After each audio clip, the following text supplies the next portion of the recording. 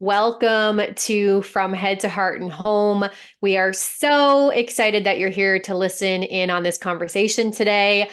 Like most times, this is going to be juicy, juicy. So, this channel is created by women, empowering women to create and take intentional action in their lives with your hosts, Carla Center, subconscious healer, and myself, Shanda Soretti, certified coach. So, what we're talking about today, Carla, is something that is really prevalent for both of us over these last few weeks, and it's all around choosing your reality. So, I know that we both are chomping at the bit to share what we have to share today. So, why don't you go ahead and kick us off with what we're talking about today? Absolutely. So it's hard for us to believe that we have a choice in how our reality is. Um, Even for me, I was saying before we got on here to Shanda that, like, if I ever needed reinforcement, the last 2 weeks gave me reinforcement that I absolutely choose my reality. We are given choices daily that we can focus on one thing or the other. And that absolutely paints how our day goes, how our week goes, where what we're doing on our path. And for us to acknowledge that and to really like stop and take a look at some of the choices we're making to create that reality if we don't like it is huge. And to Mm. realize that we have the power.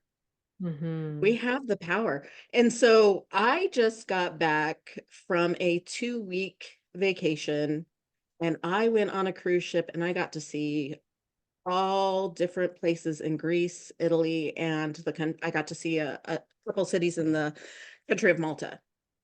Absolutely beautiful. The history, the architecture, all the beauty. However, I was surrounded by many people who were making the opposite choice of me. And I will tell you, to be somebody who could step back and look at it and realize that I'm making a choice every single day, because there are sometimes when people complained enough where I'm like, ooh, am I going to get drawn into this? Because let me say, Mm. in the past, I was absolutely drawn into it. It's super easy at your job, at getting together with your friends to start complaining about things. And then Hmm. that is what you see. Hmm. Yeah, I love that. And I know like Carla shared many things about her wonderful trip and many pictures and all the stuff that was happening around her. And I love how you said, like we get to choose whether we get sucked into these things, right? We get to choose whether or not we want to take that on. And like you were saying too, Carla, sometimes we unknowingly take those things on simply by engaging in that type of conversation, Right. simply by perpetuating and like adding to the negativity in the conversation. We're taking that on and we're allowing that energy to grow, right? And so if we can kind of look at the energy, the exchange, but when we have these experiences, it's like, what type of energy am I saying yes to right now? Right? That's how we make our choices. Am I saying yes to positive, uplifting energy? Or am I saying yes to this negative, heavy energy that I don't even want any part of? And so this comes down to a lot about like boundaries too and stuff, right? Um, we need to pay attention to the things that we're choosing, whether they're going to positively impact our day or our moment to moment, or if they're going to have a negative effect. And sometimes we get to choose maybe something that is a little bit more negative for a certain reason, right? Like I won't even go into the details right now, but it's situational. And I think at the end of the day, being okay with the choice that you're making is what is important, because where our attention goes is what grows. So if we're going to put all of our attention onto the negative things that are happening around us, that's what we're going to see more of. That's what we're calling in. That's what we're manifesting, whether we know it or not.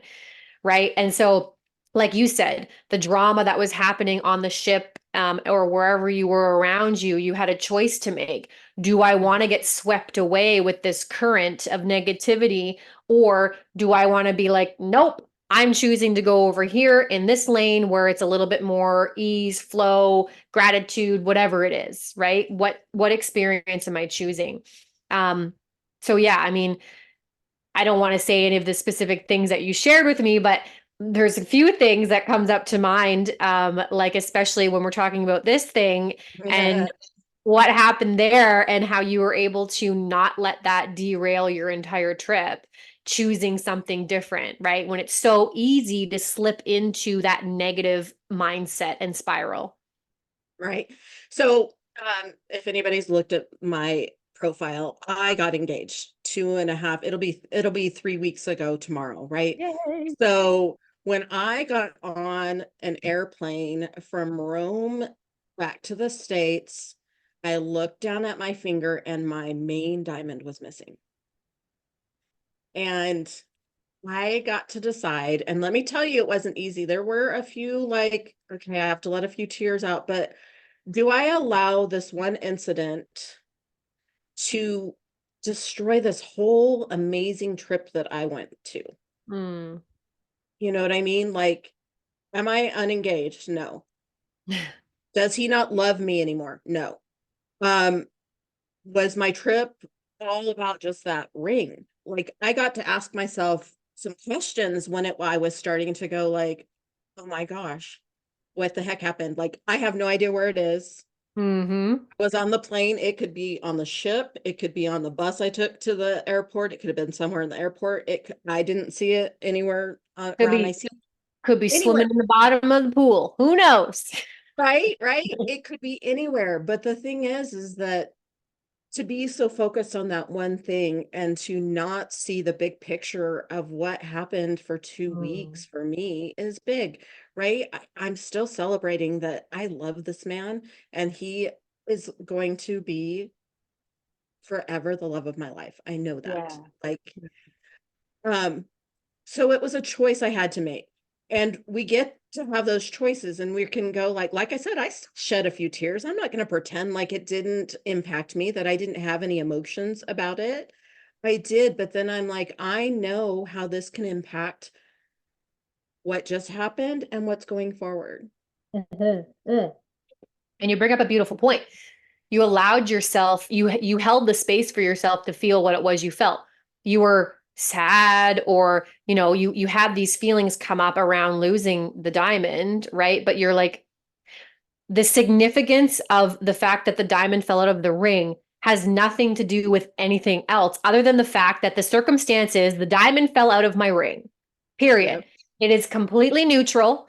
It is not a sign from anywhere or anything. It's just the diamond fell out of my ring, right? Right. And so we so badly, again, meaning making machines, we want to make it mean something. And then allowing the circumstance to detract from your entire experience, right? Right. Allowing that to like offset everything. And it's like, but they're completely separate.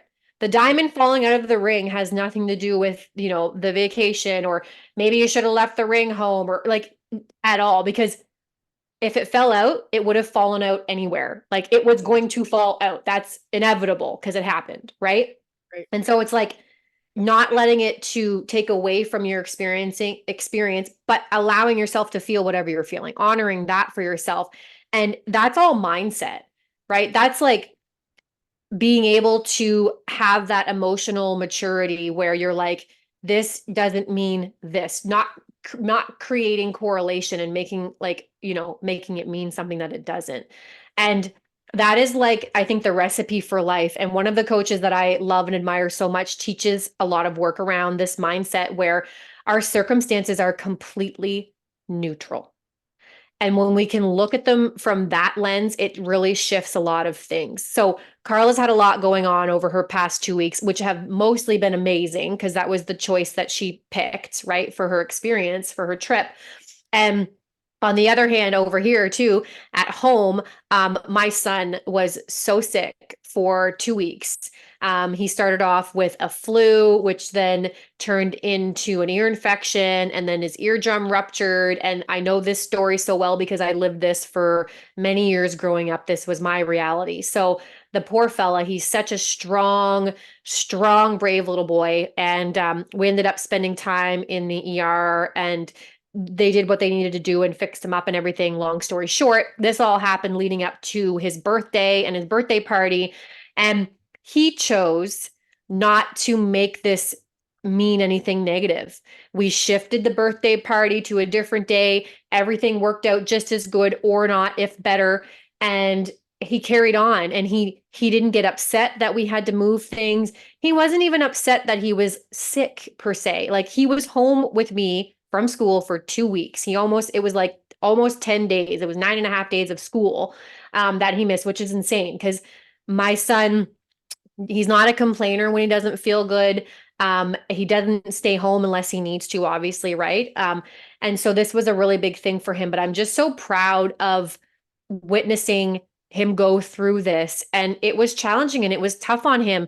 And it was also tough on me too, but we got to kind of come together and talk it out with each other, right? And really understand, well, what's happening? Well, what's happening is that you're sick. What's happening is that you need to rest. Like, what are the circumstances?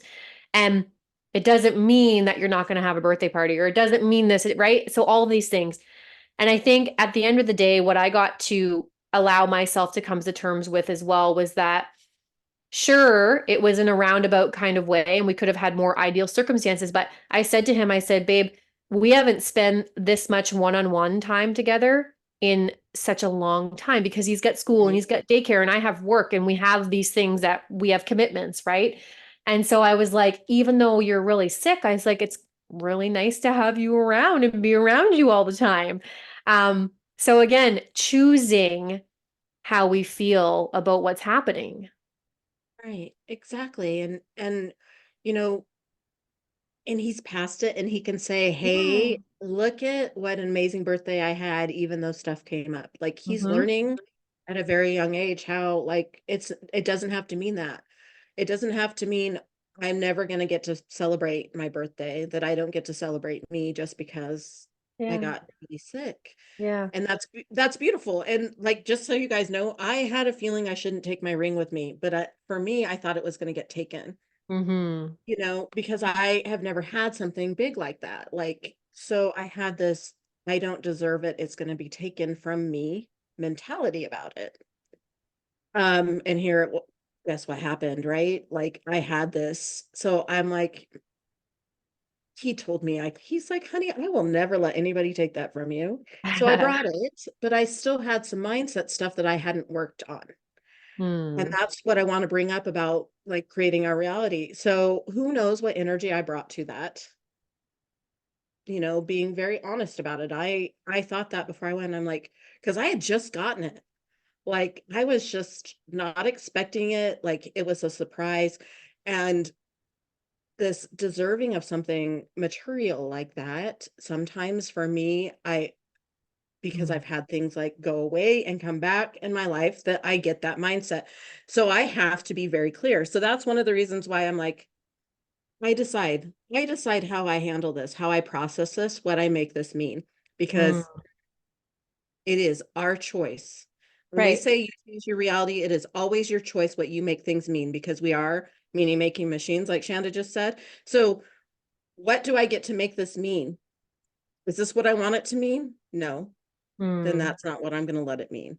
Yeah. Yeah. We're always choosing. Like, I don't even think, I mean, unless people have done some work around manifesting and stuff like that, I was saying this to my son a couple weeks ago, I think while he was sick. I was like, sweetheart, like, human beings are so incredible. We are so incredible and we are so powerful energetically and spiritually. Like, we don't even understand what we're capable of, which lights me up so hardcore, as you can tell, because I'm like, oh my gosh, like, we're creating our lives right now. Those of you who are choosing to listen to this, you're creating this in your life. You're saying yes to your growth and your development. You're saying yes to wanting to make those shifts and changes and upgrades, right? And it's like, when I hear people, I just got off a call actually right before this recording, with somebody who wants to work with me, and she was explaining to me that it's something like what Carla was sharing. She doesn't feel like she deserves certain things in her life, and I'm like, how can we feel? And I've been there too, and I still can find myself there when I'm on the precipice of something big happening. But how is it that we feel undeserving of the things that we desire, of our purpose, of our fulfillment? I'm like, that is exactly what we're here on this planet Earth to create and to allow. And by the way, What if it's this simple, you guys? Our purpose and our fulfillment is something that we need to surrender to and allow. It's just like it will unfold when we let go, right? Yes. Now, I'm not saying you don't take any action and that sort of thing, but what I'm saying is that we create this resistance, we create limiting beliefs, we create these caps and these limitations on ourselves. And so choosing something different, if that hasn't been working for you up until now, choose something different. Be like, hey, even just get curious, like, what if I decide to be somebody who wants to create something different in my life, or wants to go after the thing, or wants to be somebody who takes action? What if that's what I'm going to choose from now on? Like, really step into that option. It's available to you. It's whether you want to believe it and step into it or not. Right. And once you make that choice, if you find yourself all of a sudden you're like askewed a little bit, come right back. Come right Hmm. back. Because you do notice sometimes that you're like, I started making different choices. Well, that doesn't mean that you have to stay on that path of those choices, right? So have grace and compassion for yourself always. Hmm. Um, and be like, anything is possible. Anything is possible. And the unknown has so much more options than we ever knew possible if we are willing to make those choices to step past what we know. Yeah. Yeah. What I love what you said, anything is possible. And I'm adding anything is possible if you're willing to allow it. Yes. So again, what are you allowing in your life? And this is in good ways, bad ways. Not that I like good and bad, but in positive and negative ways. What are you allowing? Are you allowing people to treat you poorly? Are you allowing yourself to create the life of your dreams? What are you not allowing?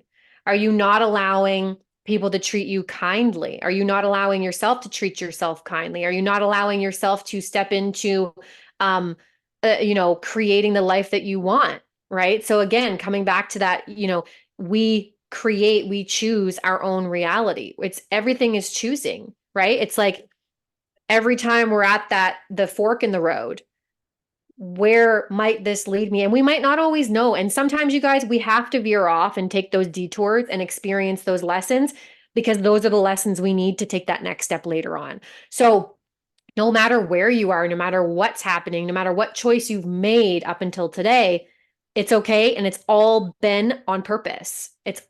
It all has purpose in your life, right? And it's coming to terms with that. And it's almost like being able to sit down and decipher what lesson, what value did this bring to my life, this experience, even if it was something that might have been really extremely hard or challenging to experience. It brought value. It added something to your life that would have not taken place had you not gone through that. Right. And it's a big choice to say, I'm going to take responsibility for allowing things like people treated me badly. I'm over extending myself, all of that stuff, and then be like, okay, I'm responsible instead of saying everybody did this to me, and Mm. I'm going to allow something else. I'm no longer allowing this, but I'm going to allow myself to treat myself with love and compassion, to have boundaries around what is okay for me and what isn't okay for me. To those are all choices that we make that are part of creating our reality. Yeah. And the thing about boundaries too is I think sometimes I believe like we have really difficult times with boundaries because they're things that we feel like we need to decide in that moment, right? Mhm. So what I want to offer to everybody who's listening is sit down and create a few, like whatever your like hard set, like this is the sand, the line in the sand, right? What is the line in the sand for you, where if somebody crosses it or you cross it, whatever, then then this is what we do. So if you can create your boundaries ahead of time, it'll take that pressure off needing to decide in the moment, right? Yes. So know what your boundaries are. And it takes a little bit of practice. It's going to take some trial and error, but creating them ahead of time, not waiting for yourself to be in a situation and being like, oh crap, what do I do here? What are my boundaries? Do I have boundaries here? Right. Right. And write them down somewhere and then go back to them and reflect on them. And get familiar with them so that when situations come up, you don't have to decide. It's already been decided for you. Said, I am not willing to allow people to mistreat me in this way, or not willing to allow myself to speak to myself this way. And then you can get into like the Ho'oponopono practice, like of forgiveness or something. So there's lots of options available. But I feel like the supportive thing that I wanted to share was taking the pressure off deciding in the moment and decide ahead of time. Right. And also realizing that they can shift, like your boundaries can shift later. So make those ahead of time. And then if they feel like they're not working, then Yeah. revisit them. Yeah. Not forever. It's for right now. Yeah. And that's why you have them. Okay. Where I am in my life, these would be tools that would be so helpful for me to choose and allow the things that I really want in my life. Mm-hmm. This is how I can grow and heal and move forward from where I'm at, because this is not where I want to be. I've decided this has taught me what it's meant to teach me, and I want to move forward. That's right. That reminds me of a boundary, a very hard boundary that I put in place, oh gosh, 8 years ago now. And it was something that I had to do for me. And it was with one of my parents. And I had to put in the boundary that I couldn't have this parent in my life anymore. And there were so many people who had thoughts and feelings about that and Mhm. expressed those very openly to me and how they felt that it was wrong and all the things. And I said, listen, like, this isn't about you. This is about me. And this is what I have to do for now. And I remember saying, I don't know if this is a forever thing, but it's a for right now thing. And that boundary, I will have you know, that boundary was in place for like 4 years. And that boundary is what allowed me to catapult my healing within my coaching, within my own personal life. And it really created this foundation that has led me to where I am today. And that boundary is no longer in place. I have that family member, that parent back in my life now, and we see each other on a regular basis. But it was what I needed at that time. So I just really wanted to share that because sometimes we have to make those hard choices. Again, choices that other people don't agree with, but they support us, right? And they're not Right. forever No. necessarily. And we don't know how it's going to change. Like, you have a better relationship not only with the parent, but with other people, because you put that in place. And so that's the beauty of it, is like, okay, this is what's right for me right now. I don't know how this is going to serve me, and I don't have to know. I just know Right. it feels right. Yeah, I just surrendered to it. And I remember like sometimes people would want me to try and explain it. And I'm like, first of all, I don't feel like I need to explain it. This is just what I know I need. I trusted in what my guidance, my intuition, my body, whatever it was telling me. I trusted it and I surrendered to it. And I let it be okay, even though people did not like it, even though sometimes I didn't like it, right? Like I woke up every morning and I said, do I need this today? Do I not need this today? And I did that until I no longer needed it. Right, right. Yeah. And that's that. Okay, you know you need it. You don't know why, but you're going to surrender to it, because whatever comes out of it is going to support you grow, your Yeah. growth, your healing. Yeah. And that's the beauty of seeing that we have a choice. You have a choice today, and it can be a different choice tomorrow, but you have to trust. This is going with your heart. Trust. Shanda could have gone with her head at any time. As many people, I'm sure, as have had their opinions and their voices in Mm. her head, but as she went with her heart, because Yeah. her heart knew what was right for her. Yeah. Even even when it was hard, right? And it's the most fascinating thing I think that I take away from that experience is that um the other person didn't shift or change. I did. I needed that space so that I could do my own inner work. So I learned about me in that process, right? I got to that space allowed me to look where I needed to look because up until that point it was like I was creating those ultimatums that I always caution people around like if this person does this then I'll do this. If this person changes then this. If that then this. And I was really putting all of the responsibility on that other person and not taking much of it for myself. And that all shifted over time. Mind you, it took 4 years, but I learned about me and I shifted for me and then was able to hold the space and have the capacity to hold the space for that relationship to heal Right. where I couldn't until then. Yeah. Well, and you were empowered by it because Yeah. then no longer did the other person's behavior dictate your reaction. Right. Totally. You were like, okay, I'm responsible how I react, how and I tell clients all the time, you are responsible for your reaction. You cannot change anybody else. Hmm. They have to be ready for their own change, and that is not your responsibility. Your responsibility is yours, growth, your change, and how you react. And Yeah. so, hey, somebody's triggering me by saying or doing this. Why is it triggering me? Hmm. And take a look. And I'm sure Shanda had all kinds of stuff where she was like looking, her growth even recently is huge. So just to look at stuff so differently was probably like, oh my gosh, I Yeah. don't see it the same anymore. I don't feel the anger or the frustration when somebody says or does these things Yeah. because they don't control my reactions. I do.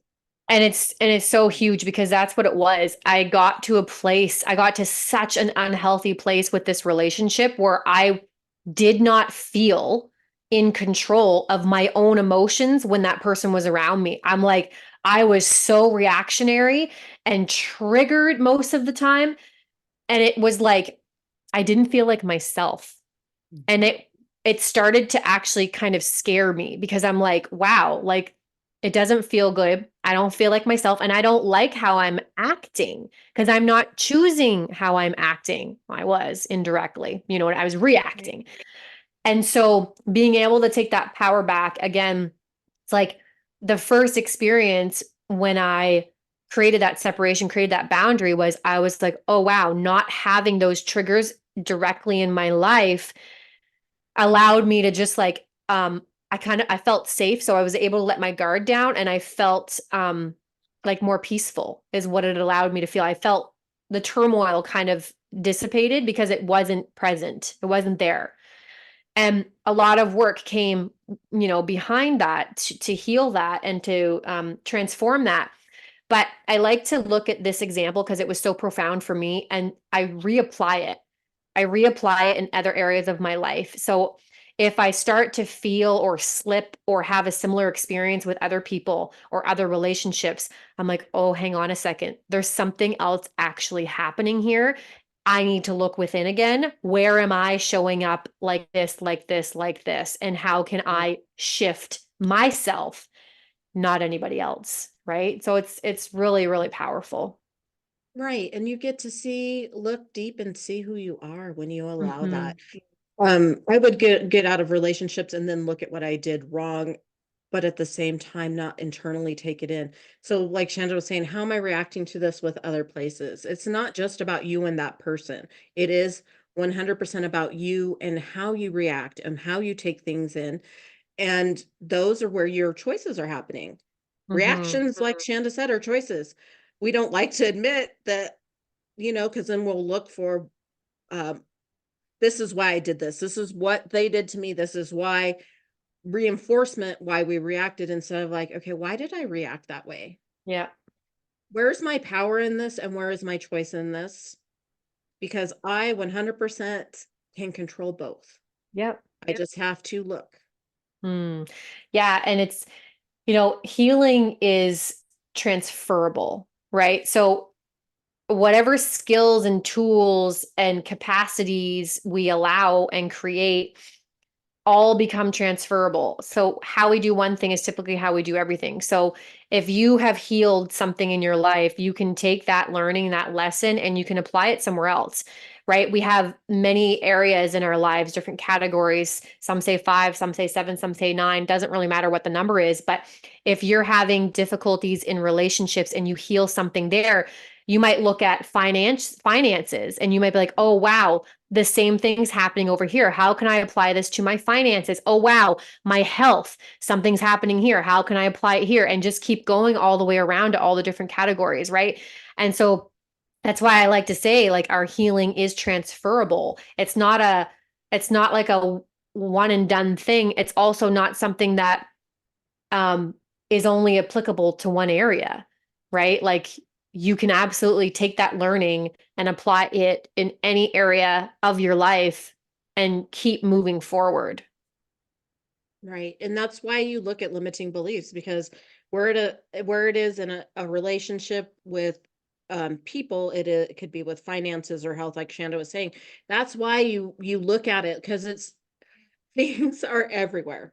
Mm-hmm. It, they are in our face every day, and we only notice what we're focused on. Right. Yeah. So, if it was you're working on finances right now, then look at where in that in your life is that affecting your relationships too, that same Right. stuff. Right. So part of choosing your reality, okay, well, I have done so much healing around this. I want to see where this has been poking its head in other areas of my life. Yeah. And this is reminding me of something that comes up a lot. Confidence comes up a lot with my clients. It's just one of the things that most people who come to me want to work on, of course. And I think it's really beautiful because it's not usually the case where they have zero confidence across the board in every single area of their life, right? They might be rocking it in their career, or they might be rocking it spiritually, or they might have their health nailed down pat, right? So there's usually somewhere in their life where they have the confidence. And as always, there's always room for growth, right? So there's never like perfection. But what I like to help them understand is like, hey, you already have the proof that you have confidence and that you know how to create confidence. Confidence is just a muscle that we build over time by using it and by putting ourselves in situations where we get to apply it. So again, confidence is also one of those things, for example, that is transferable. We can like pull the confidence from one area to be able to use it to kind of help us propel ourselves forward in another area where we might be lacking it or feeling like we're lacking it, right? Right. And that's why when somebody comes to you to have you coach and you're looking at one area, you're like, okay, let's talk about other areas, because that's how you Yes. find, and that's how people can understand, because I can explain something to one person in one way, and then I have to look at Mm.